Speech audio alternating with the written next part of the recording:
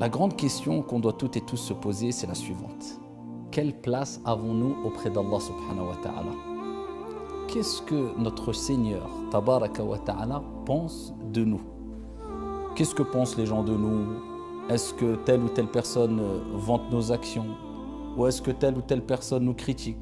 Ou est-ce que telle ou telle personne fait notre éloge? Ça peut être bon, mauvais, ça se discute, ça dépend de la situation, du contexte. Mais la grande et la plus importante des questions qu'on doit toutes et tous se poser, c'est la suivante. Quelle place ai-je auprès d'Allah subhanahu wa ta'ala? Et la réponse est simple. Quelle place, quelle fonction Allah tabaraka wa ta'ala t'a donné? À quoi tu sers? Qu'est-ce que tu fais de ta vie? Quelle est ta fonction principale? Quelle est ton activité? À quoi sert-on? Donc c'est ainsi que tu vas savoir ce que pense ton Seigneur tabaraka wa ta'ala de toi. Sache une chose, que les patrons donnent les meilleures des responsabilités les plus importantes et les meilleures des fonctions à leur meilleur élément. Et bien de même, walillahi al-mathalul a'la, Allah subhanahu wa ta'ala, le patron par excellence, donne les meilleures des fonctions aux meilleurs de ses serviteurs. Est-ce que tu fais partie des meilleurs qui sont cités dans les hadiths? Et il y en a à foison plein de hadiths qui parlent des meilleurs. De qui sont les meilleurs? Mais je citerai juste quelques hadiths qui réunissent ici les deux relations, verticale et horizontale. La relation avec Allah subhanahu wa ta'ala et la relation avec ses serviteurs. Et qui prononce une meilleure parole que celui qui appelle à la voix de ton Seigneur, à Allah subhanahu wa ta'ala, à ce que Dieu a recommandé, à ce que Dieu nous a ordonné de faire, au chemin divin, au chemin qui mène vers le paradis. وَمَنْ أَحْسَنُ قَوْلًا مِمَّنْ دَعَا إِلَى اللَّهِ وَعَمِلَ صَالِحًا. Et qui accomplit, il met en application ce qu'il dit. Il est cohérent. وَعَمِلَ صَالِحًا. Et qui accomplit des bonnes actions. Et il dit, je fais certes partie des soumis à Dieu, des musulmans. Regarde, quelle fonction Dieu t'a donnée. À quoi tu sers? Est-ce que tu fais partie des meilleurs dont Allah a mentionné dans le Coran et le prophète alayhi salatu wassalam? Les meilleurs d'entre vous, ce sont ceux qui apprennent le Coran, pas seulement, et qui l'enseignent aux autres. Les meilleurs d'entre vous, ce sont les meilleurs avec leur famille, et je fais partie des meilleurs, les meilleurs avec ma famille.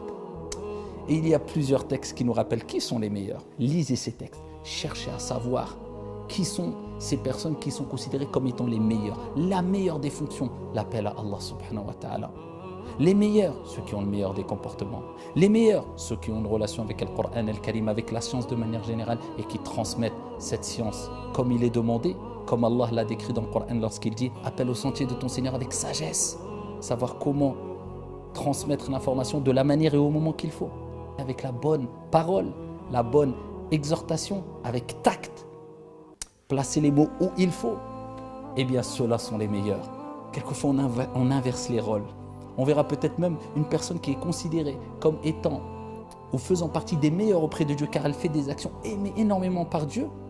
Eh bien, quelquefois, peut-être même, je ne dirais pas idolâtrer certaines stars ou certains joueurs de foot ou certains, mais prêt à tout pour le voir. Alors que c'est l'inverse. Normalement, toi, tu fais partie des meilleurs auprès de Dieu. C'est lui qui peut-être ne fait pas partie des meilleurs. Peut-être, je dis bien, attention, ne fait pas partie des meilleurs auprès de Dieu car il ne met pas en application les recommandations divines et prophétiques qui devraient avoir envie de te voir, de t'approcher, de te côtoyer. Mais nous, on a inversé les balances. On est quelquefois émerveillé devant des personnes qui t'a même perdre toute raison quelquefois. Alors qu'on inverse les choses. On est prêt à voir une personne parce qu'elle a réussi dans le dunya alors qu'une personne qui a réussi dans la religion, on la met de côté, on la rabaisse, etc. On n'a pas bien compris les choses.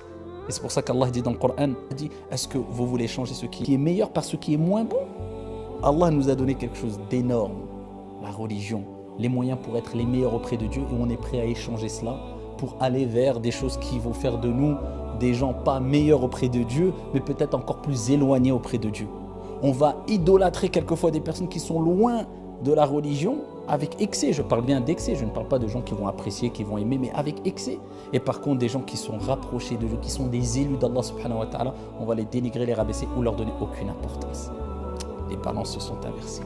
Qu'Allah subhanahu wa ta'ala fasse de nous toutes et tous les gens qui ont une haute place et une haute fonction auprès d'Allah subhanahu wa ta'ala Les gens qui sont de manière générale utiles pour les autres, comme le prophète a dit, khayrukum anfa'ukum linnas.